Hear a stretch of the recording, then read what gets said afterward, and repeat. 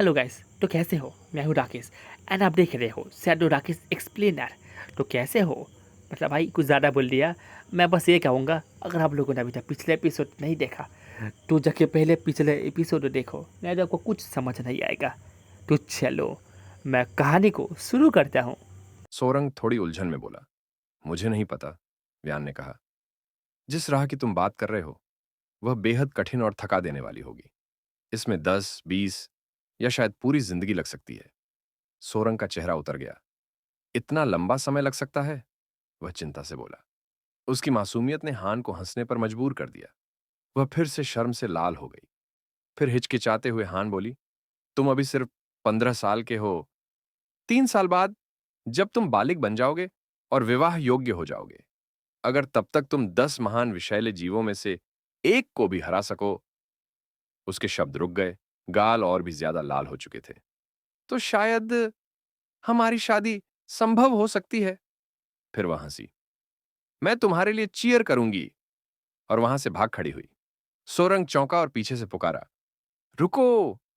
हान रुकी, पलटी और पूछा, कुछ और कहना है? सोरंग बोला, थोड़ी देर रुक जाओ, आराम कर लो, यहां कुछ घंटे ठहर सकती हो। हान थोड़ी झिझकी, फिर धीरे धीरे वापस आ गई। सोरंग ने उसे आश्वस्त किया, चिंता मत करो, ये छोटे सेंटीपीड्स अब नहीं काटेंगे। फिर वह मुस्कुराया और अपने बच्चों से बोला, जाओ अपनी मां के पास, पापा के नहीं। ये सुनते ही हान की गर्दन तक लाल हो गई। मां और पापा, तुम क्या कह रहे हो? सोरंग झट से सफाई देता है, न नहीं, मेरा मतलब वो नहीं था। उधर दूसरी ओर टेबल पर बैठे थे, चर्चा करते हुए। युवा योद्धा अद्भुत प्रतिभा वाला है, लेकिन लगता है उसने अब तक हमारी बेटी का दिल नहीं जीता। मुआंग ने पूछा, सुबह किसी ने उन दोनों को देखा? फिर हल्के मुस्कान के साथ बोला, मुझे लगता है कुछ तो चल रहा है उनके बीच। हान की मां ने अनुमान लगाया कि शायद हान ने उसे ठुकरा दिया हो। चर्चा गंभीर हो गई। मुआंग बोले, शादी थोपना ठीक नहीं होगा। बेहतर है कि दोनों के बीच स्वाभाविक रूप से भावनाएं विकसित हों। हान की मां ने सुझाव दिया कि हान को ही सोरंग की मार्शल ट्रेनिंग की जिम्मेदारी दी जाए, ताकि वे ज्यादा समय साथ बिता सकें। मुआंग ने जोड़ा, हम एल्डर हीलर सेज से भी सलाह ले सकते हैं। शायद वह purifying elixir of marrow and essence दे दें, ताकि लड़के की शक्ति और बढ़ाई जा सके। केल्सन हैरान हो गया। वो तो हान को भी नहीं दी गई थी अब तक। उम्मीद करना ज्यादा होगा। उसी क्षण दरवाजे पर आवाज आई। मैं हूं, हान। कल्सन ने भीतर बुलाया। इस वक्त? क्या बात है बेटी? हान थोड़ा सकुचाई, तीनों को एक साथ देखकर हैरान रह गई। उसने कहा, मुझे कुछ बताना है। थोड़ा और शर्माते हुए एक ही सांस में बोली, मैं वो करूंगी जो पिताजी ने कहा था। क्या मतलब? उसकी मां ने उसे बैठने को कहा और पूछा, क्या तुम्हारा मतलब है कि वह लड़का अब तुम्हें पसंद आने लगा है? हान कुछ न कह सकी, बस चेहरा छुपा लिया। कल्सन ने उत्सुक होकर पूछा, तुम तो पहले इतनी बेरुखी दिखाती थीं, ये बदलाव अचानक कैसे? हान ने हिम्मत जुटाई, क्योंकि उसने मुझसे कहा। वह दुनिया का सबसे शक्तिशाली बनने की कसम खा चुका है, मेरे लिए। केल्सन स्तब्ध रह गए। हान आगे बोलने लगी। उसकी आंखों में हल्की शर्म और गर्व दोनों झलक रहे थे। सो हालांकि उसका इन्नेट टैलेंट सिर्फ 10 विषाक्त शरीर के स्तर का है, फिर भी उसने वादा किया है कि वो ये कमी पूरी करेगा, by defeating the 10 great venomous creatures. वो थोड़ा रुक कर मुस्कुराई, फिर धीरे से जोड़ा, फॉर माई सेक। मुआंग जोर से हंस पड़े। वो लड़का तो सच में बोल्ड है, उन्होंने मुस्कुराते हुए कहा। केल्सन कुछ क्षणों तक स्तब्ध रह गए, जैसे शब्द ही न मिल रहे हों। हायन की मां ने पहली बार किसी युवक के लिए एडमायरिंग नजरों से देखा। इतनी डिटर्मिन्ड नियत रखने वाला वर दुर्लभ होता है, उन्होंने कहा। हायन ने हल्के से सिर हिलाया। उसकी आंखों में झिझक और उम्मीद दोनों थी। मैंने उससे कह दिया कि अगर वो मेरी शादी चाहता है तो कमिंग ऑफ एज से पहले उसे 10 महान विषैले जीवों में से कम एक को पकड़ना होगा। उसने धीरे से स्वीकारा। केल्सन हंस पड़े। तुम्हें 3 क्रीचर्स की शर्त रखनी चाहिए थी, उन्होंने चुटकी ली। उसकी मां ने कहा, पुरुष अक्सर ऐसे सट्टल हिंट्स नहीं समझते। तो क्या मुझे जाकर सब कुछ साफ साफ बता देना चाहिए? हायन ने पूछा। नहीं, उसकी मां ने मुस्कुराकर जवाब दिया। अगर वो हमारी टैसिट अप्रूवल नहीं समझता तो और मेहनत करेगा। यही तो चाहती हो ना? मुआंग ने सुझाव दिया। उसे प्रोस्पेक्टिव सन इन लॉ की तरह ट्रीट करो, पर दिखाओ कि हम अब भी विचार कर रहे हैं। उसका प्रयास खुद उसे हमारे परिवार का हिस्सा बना देगा। इसी बीच सेंटिपीड माँ ने सोरंग की ओर देखा और कहा, तुमने उसका दिल पूरी तरह जीत लिया है। सोरंग ने सिर झुकाकर कहा, सफलता सिर्फ डिटर्मिनेशन और परसिस्टेंस से आती है। वो मुस्कुराई, एक वार्म इटर्नल मुस्कान, और बोली, मेरी लिंगरिंग रिजेंटमेंट अब समाप्त हो गई है। मेरी आत्मा अब असेंड कर सकती है। लेकिन उससे पहले मैं तुम्हारी एक अंतिम इच्छा पूरी करना चाहती हूं, जो मेरी शक्ति में हो। सोरंग थोड़ी देर चुप रहा, फिर बोला, क्या मैं तुम्हारे शरीर का निरीक्षण कर सकता हूं? वो थोड़ा सकुचा गई। इंसानों की दुनिया में ऐसा अनुरोध आम तौर पर इंटीमेट अर्थ ले आता है। उसने धीरे से कंधे की पट्टी हटाई, पर तभी, अरे नहीं! सोरंग घबरा गया। मेरा मतलब ये नहीं था। तो कपड़े उतारने की जरूरत नहीं? उसने हैरानी से पूछा। सोरंग ने शर्माते हुए कहा, नहीं, मैं तुम्हारे ट्रू फॉर्म, तुम्हारी असली रूप को देखना चाहता था, ब्लू स्पॉट सेंटिपीड के रूप में। वो थोड़ी शर्मिंदा हुई, पर फिर हल्की मुस्कान के साथ धुआं फैलाने लगी। अगले ही पल उसका जाइगैंटिक मैग्निफिसेंट सेंटिपीड रूप प्रकट हुआ। सोरंग की आंखों में चमक थी, जैसे किसी बच्चे को उसका प्रिय खिलौना मिल गया हो। क्या मैं छू सकता हूं? उसने तुरंत पूछा। तुम्हारा शरीर वाटरप्रूफ है क्या? झर कितना तेज है? तुम्हारे पैर, तुम्हारी फैंग्स। छोटे सेंटिपीड बच्चे आंखें ढककर खड़े थे, जैसे ये सब उनके लिए बहुत ज्यादा था। सेंटिपीड मां थोड़ी शर्मिंदा हुई, लेकिन उसके चेहरे पर एक अफेक्शनेट मुस्कान थी। ये लड़का, उसने सोचा, क्या मेरी बेटियां वाकई इससे सुरक्षित रहेंगी? लेकिन जब उसने देखा कि कैसे सोरंग क्यूरियोसिटी से भरकर उसके शरीर की बनावट पर ध्यान दे रहा है, उसके चेहरे पर बच्चों जैसी मासूमियत के साथ हल्की सी लार बह रही थी, वो खुद को हंसी से रोक नहीं सकी। बाद में केल्सन ने उसे चाय पर बुलाया। हमें सब पता चल गया है, उन्होंने कहा। व्यान ने सब बता दिया, और अब तुम्हें हमारे दामाद के रूप में एक्सेप्ट किया जाता है। सोरंग हक्का बक्का रह गया। मगर क्या यह कंडीशनल नहीं था? उसने धीमे से पूछा। और इसमें 3 साल लग सकते हैं सब कुछ पूरा होने में, सोरंग ने संकोच से कहा। केल्सन ने उसकी चिंता को तुरंत खारिज कर दिया। मैरिज विल नेचुरली हैपन जब तुम उम्र के उस पड़ाव पर पहुंचोगे, उन्होंने कहा, जैसे यह एक तयशुदा बात हो। व्यान की मां ने मुस्कुराकर सोरंग का स्वागत किया।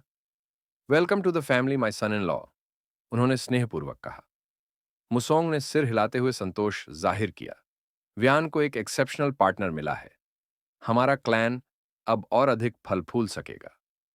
सोरंग ने चुपचाप व्यान की ओर देखा, थोड़ा हैरान कि सब कुछ इतनी तेजी से कैसे बदल गया। लेकिन फिर भी उसने पोलाइटली जवाब दिया, आप सबके गाइडेंस की मुझे जरूरत होगी। तो फिर शुरुआत करते हैं, मुआंग ने कहा। सोरंग अब जिज्ञासु हो उठा। केल्सन ने बताया, तुम्हें टांग कबीले की पॉइजन आर्ट्स सीखने से पहले हॉल ऑफ 10,000 पॉइजन्स का अनुभव लेना होगा।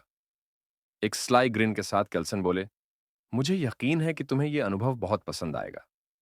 परिवार उसे उस पवित्र कक्ष की ओर ले गया, जो टांग कबीले के लिए लेजेंडरी था।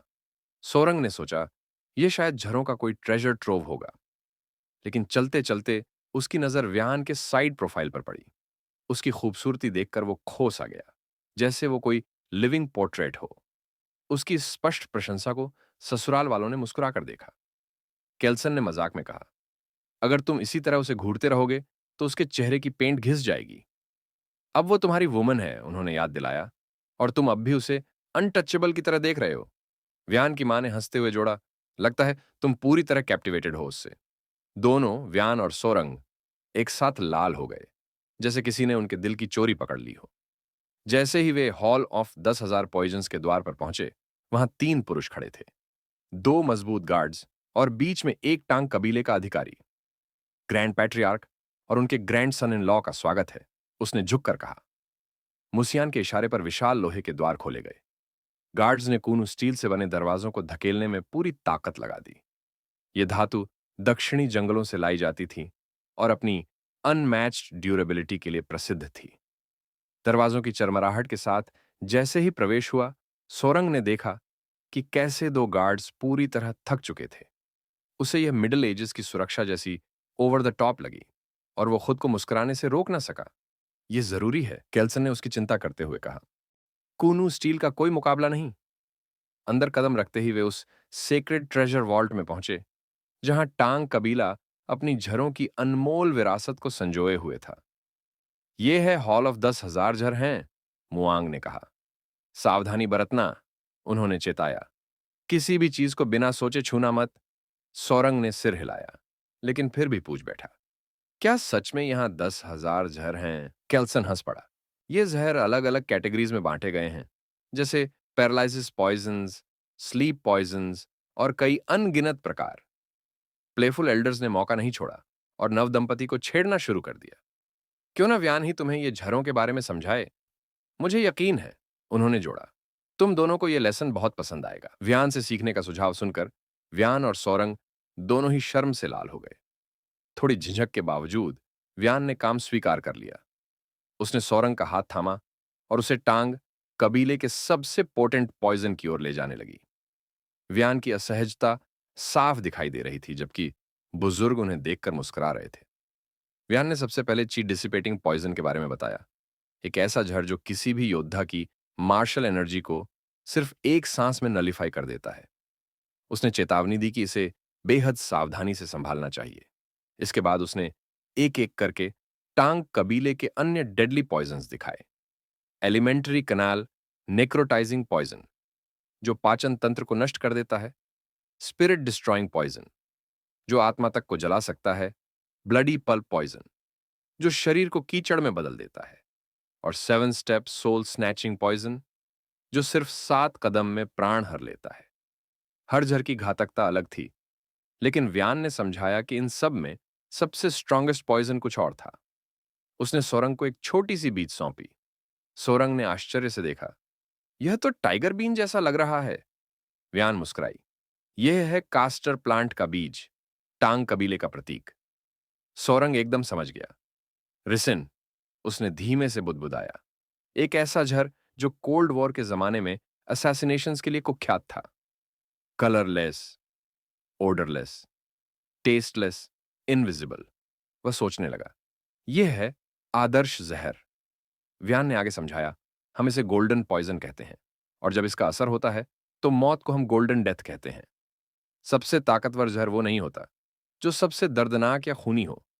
वो होता है जो साइलेंट, स्विफ्ट और अनट्रेसेबल हो।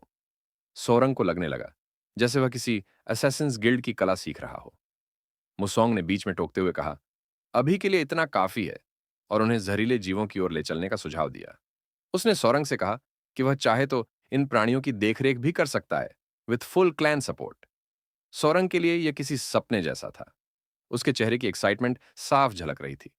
पर इससे पहले कि वे आगे बढ़ते, एक संदेशवाहक पीआई हाँफता हुआ वहां पहुंचा। क्या हुआ? कुलगुरु ने पूछा। पाई हिचकिचाया, फिर कहा, 2 समस्याएं हैं। पहली, सिचुआन सिटी लॉर्ड को भेजी गई औषधि failed to achieve the desired effect, जिससे एक शिकायत पत्र आया है। दूसरी बात पर पाई ने सोरंग की ओर देखा। सोरंग समझ गया और गहरी सांस ली।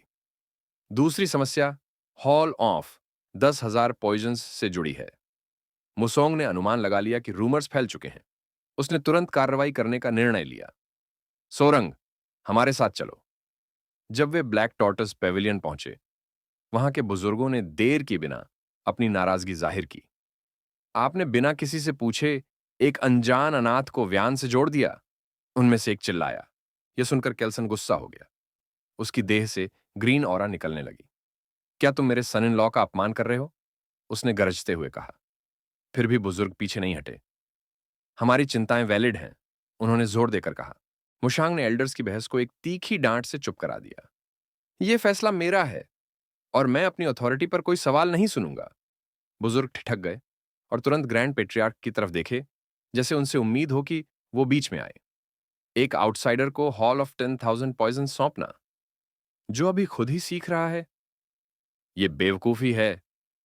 मगर मुशांग अडिग रहे। फाइनल डिसीजन मेरा है और वो नहीं बदलेगा। वहीं वुयुन ने चुपचाप सोरांग से माफी मांगी। सोरांग ने सोचा, गुडनेस, उसे तो मैं परेशान लग रहा हूं, जबकि माफी तो उसे नहीं, मुझे मांगनी चाहिए थी। तभी अचानक सोरांग उठ खड़ा हुआ। एक्सक्यूज मी, उसने कहा। माफ कीजिए एल्डर्स, लेकिन अगर समस्या मेरी एबिलिटीज को लेकर है, तो क्यों ना मैं ही इसे हल कर दूं। चारों तरफ सन्नाटा छा गया। सिचुआन सिटी लॉर्ड की कंप्लेंट मैं सुलझा सकता हूं। अगर आप मेरी काबिलियत पर सवाल उठा रहे हैं तो मुझे खुद को साबित करने का मौका दीजिए। वुयुन ने फुसफुसाकर कहा, तुम ये कर क्या रहे हो? मगर सोरांग अब थमने वाला नहीं था। एल्डर्स चिढ़ गए। तुम्हें मालूम भी है उस कंप्लेंट में क्या लिखा है? इतने बड़े एल्डर्स की बात काट रहे हो? बेअदबी है। एक एल्डर ने तो कह दिया, हमें ऐसा दामाद चाहिए जो किसी नामी मार्शल फैमिली से हो। सोरांग ने सोचा, ये सब तो ट्रोल्स जैसे लग रहे हैं। एकदम वैसा ही जैसे स्पाइसी फैब्रिक के चैनल पर होता था। Same energy, different platform. तभी उसने कहा, अगर आप मुझे अभी भी गेस्ट मानते हैं, सन इन लॉ नहीं, तो आप अपने ही अतिथि और उपकारकर्ता का अपमान कर रहे हैं। अब एल्डर्स शर्मिंदा हो गए। कुछ तो बुदबुदाए। माफ कीजिए, हमने जल्दबाजी में बोल दिया। ग्रैंड पेट्रियार्क, जो अब तक चुप थे, अब बोले, इनफ। तुम टेकन योंग के ब्लड हैंड रॉक्सस को हराने की बात को हल्का कह रहे थे, तो देखो ये। उन्होंने एक लिपटा हुआ पार्चमेंट निकाला। ब्लड सेक्ट की secret manual, written in blood. Elders दंग रह गए। और फिर सोरांग ने अपना सीना हल्के से छुआ और वहां से निकले 3 छोटे नीले धब्बों वाले सेंटिपीड्स। पेट्रियार्क गर्व से बोले, ये ब्लू स्पॉटेड सेंटिपीड की संतानें हैं और इन्हें पालने वाला यही है हमारा दामाद। एक एल्डर अभी भी संदेह में था। क्या ये सच में इन्हें कंट्रोल करता है? सोरांग और पेट्रियार्क ने एक दूसरे की तरफ देखा और मुस्कुराए। छाओ सांड ने हंसते हुए जोड़ा, यंग वॉरियर कहना छोड़िए, अब से इसे टैंग क्लैन का दामाद कहिए। सोरांग ने मजाक में कहा, और तुम लोग ध्यान रखना, ये सेंटिपीड्स किसी को काट भी सकते हैं अगर वे नहीं चाहते थे कि उनका हाल यांग जैसा हो जाए। तो बुजुर्ग बहुत घबरा गए और तुरंत पीछे हटने लगे। उन्होंने इनकार किया और सोरांग को स्वीकारने से मना कर दिया। वे बहाने बनाने लगे, कभी नियमों की बात तो कभी स्वाभाविक झिझक का जिक्र। महापितामह अब निराश और हताश हो चुके थे। उन्होंने फिलहाल संघ की स्थिति पर चर्चा रोकने का फैसला किया और 10,000 विषयों का सभागार विषय पर ध्यान दिया। तो गाइस मैं इस मानवा को छोड़ दूंगा। इसको कंटिन्यू नहीं करूंगा क्योंकि आप लोग बिल्कुल सपोर्ट नहीं दिख रहे इस मानवा के ऊपर। तो इसलिए ना मुझे इस मानवा के ऊपर वीडियो बनाने का बिल्कुल मन नहीं कर रहा। अगर सपोर्ट मिलता है तो मैं इसको कंटिन्यू करूंगा, नहीं तो मैं इसको छोड़ दूंगा।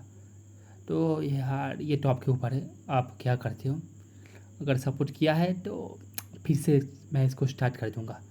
तो चलो मिलते हैं कोई और मानवा पे, तब तक के लिए एंजॉय करो।